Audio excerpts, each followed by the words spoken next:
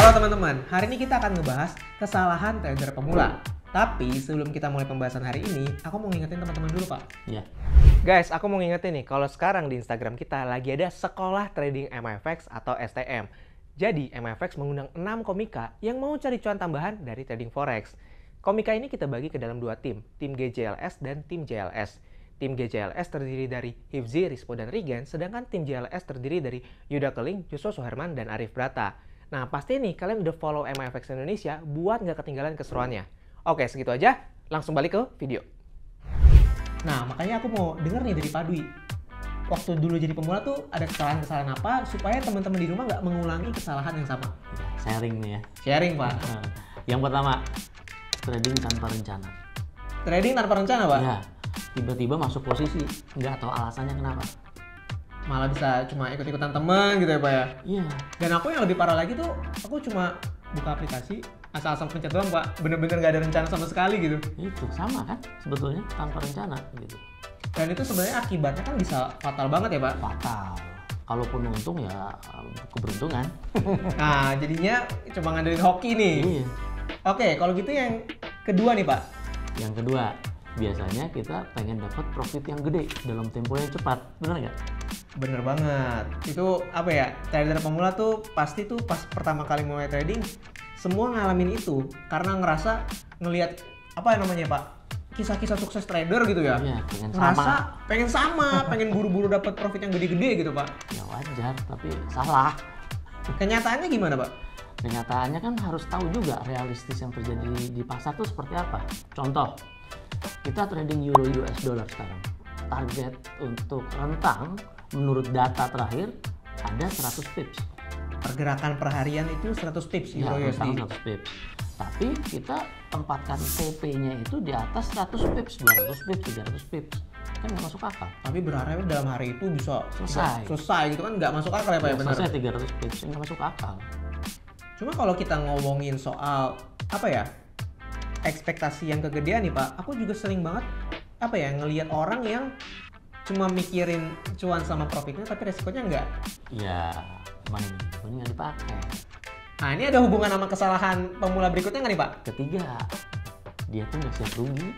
Nggak siap rugi. Siapa sih yang mau rugi? Nggak mau. Tapi kan rugi itu yang di forex itu kan meminimalisasi kerugian. Jadi sebenarnya selain fokus sama profitnya yang wajar gitu, Pak, Iya. manusiawi, itu mesti dipikirin juga resikonya seperti apa ya, Pak ya? Resikonya seperti apa, targetnya juga realistis. Yang paling simpel ya pasang stop loss gitu ya, Pak ya? Ya, tempatkan stop loss, ya juga dengan perhitungan gitu. Dengan perhitungan. Iya. Tapi aku pernah sih, Pak, ngalamin kayak udah pasang stop loss, tapi begitu ngelihat floating loss, marketnya salah arah, panik gitu, Pak. Terus stop lossnya aku matiin. Ya, asuransinya dihilangin gitu kan. Iya. Bahaya nggak? Bahaya. Iya, makanya. Dan itu sering banget kejadian sama trader-trader pemula tuh, Pak. Iya. Nggak pakai stop loss, Nggak mau rugi. nggak mau rugi.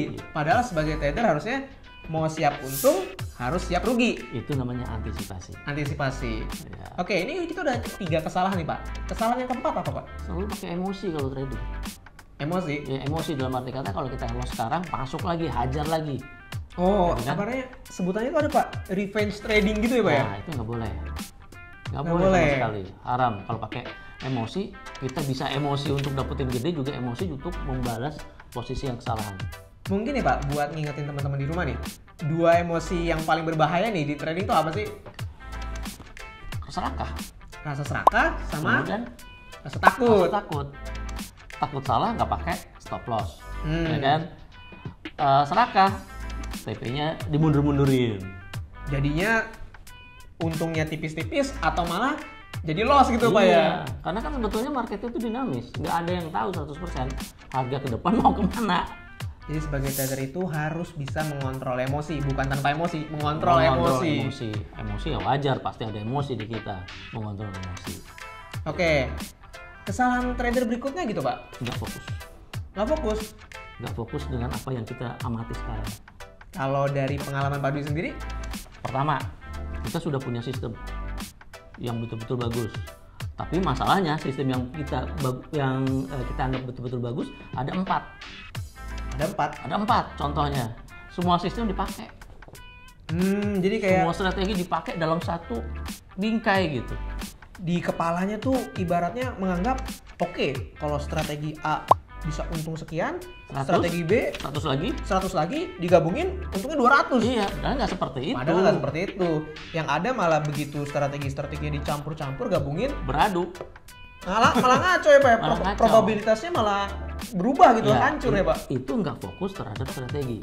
Kemudian juga nggak fokus terhadap analisis kita sendiri. Gimana tuh Pak? Contoh, kita sudah nyaman di euro US dollar. Ada berita tentang emas.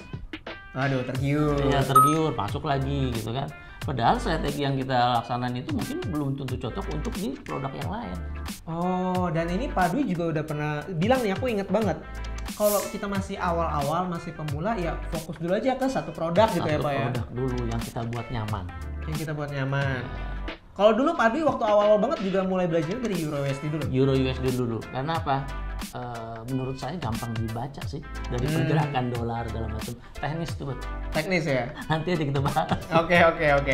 Tapi kenyataannya nih Pak, waktu dulu Pak Dwi bisa nggak fokus tuh, akhirnya Pak Dwi melakukan apa Pak supaya mulai fokus gitu? Karena loss, Karena evaluasi lagi, oh ternyata nggak fokus. Ya balik lagi ke fokus lagi. Karena kebanyakan orang itu susah diajarin, begitu loss baru tahu, baru dapat pelajaran gitu ya Pak ya. Iya, pelajaran terbaik kan pengalaman. Benar. Benar. Kalau teoritis nggak jadi pelajaran itu, dibaca. Kalau profit sombong, belagu ya Pak. Ya. Kalau rugi, oke ini pelajaran. Pengalaman. Kalau profit, oh ini emang saya jago gitu. Tapi begitu loss, aduh, emang nasib nih, pengalaman gitu. Selain itu Pak, pasti ada lagi dong kesalahan trader pemula. Ini kalau zaman sekarang leverage, nggak tahu cara penggunaan leverage yang baik itu seperti apa.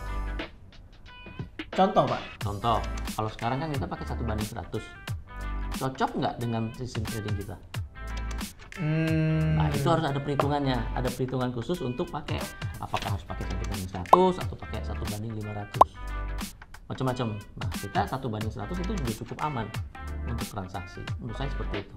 Nah, kalau aku sempat baca-baca juga nih Pak, di kolom komentar itu kita banyak banget yang mention, aduh, leverage 1:100 tuh nggak cukup nih, pengennya lebih besar. Itu salah atau benar tuh Pak? Enggak salah juga, tapi menurut saya kurang tepat. Kurang tepat karena penggunaannya sendiri kan macam-macam. Fungsinya sebagai apa tuh leverage? Kalau transaksinya jangka panjang, saya kira lebih bagus ya pakai leverage 1:100. Oke. Jadinya nih Pak, kalau kita ngomongin soal kesalahan ini nih Pak, sebenarnya balik lagi kunci utamanya adalah untuk jadi trader nih, seperti yang udah kita bahas di video sebelumnya, tahapan untuk sampai jadi trader pro nih, kuncinya itu adalah mau ada belajarnya, mau ada niat seriusnya gitu Pak ya. Proses pembelajaran itu harus ada. Ya kan, belajar dari kesalahan-kesalahan orang. Benar, dan bahkan itu aplikasinya bukan cuma di trading aja ya, di segala hal mesti dari awal dulu, belajar dulu. Betul, belajar dulu. Kita sudah punya videonya. Benar, tinggal teman-teman nonton aja nih. Nah, aku juga mau ngingetin teman-teman Pak, supaya nggak ketinggalan video-video seru kayak video ini, subscribe YouTube channel kita. Nah, Karena setiap minggunya kita akan keluarin video-video seru ya Pak, ya, yang ngebahas soal trading forex itu kayak gimana. ya dari awal yang gampang dicerna deh seperti Ya, pokoknya melek forex itu semudah itu deh. Sip. Terus Pak, satu lagi, aku mau ngingetin teman-teman di rumah. Ini kan kita udah ngejelasin nih soal kesalahan-kesalahan trader pemula. Aku mau ngingetin teman-teman di rumah yang mau coba latihan trading forex, itu bisa coba dulu pakai aplikasi kita Trading Demo Pak. Betul. Kalau Trading Demo nanti kalian akan dapetin dana virtual sebesar 10.000 USD. Itu bisa, udah cukup banget ya Pak ya. Cukup. Nah, oke, sekian pembahasan kita hari ini. Sampai jumpa dari Albert. Saya Dwi. Dadah.